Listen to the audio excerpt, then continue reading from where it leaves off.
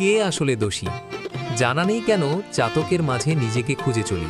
সে যেমন বৃষ্টির জলে মোহিত হয়ে তৃষ্ণায় কাতরে মরে, তেমনি নিশ্চিত দহন জেনেও তোমার মায়ায় পুরি। এজন্য হয়তো চাতকের সাথে এত মিল খুঁজে পাই।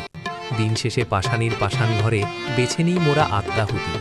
চাতক যদি তৃষ্ণার্ত হৃদয়ে মরে, তবে দোষ দিব কার? কিংবা তোমার অনলে ভস্মীভূত হলে কে হবে আসামি তার? পাষাণ আকাশ কিংবা তুমি, নাকি মোদের নির্বোধ পাগলামি? বিনাশ যখন অনিবার্য, তখন করুণা ভিক্ষা করা কাপুরুষতা।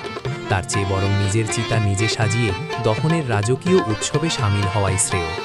চাতক জানে আকাশের মেঘ ঘনিয়ে ঠিক বৃষ্টিপাত হবে, তাই সে চেয়ে থাকে আকাশপানে। এই জেদটুকুই হলো বিশুদ্ধ প্রেম। আমরা কেউ পরিস্থিতির শিকার নই। আমরা সবাই নিজ নিজ খুনের স্বেচ্ছাসেবী। আমরা সবাই কোনো না কোনোভাবে চাতক। কেউ বৃষ্টির অপেক্ষায় ক্ষয় হই, আবার কেউ দহনের নেশায় পুড়ে হই ছাই।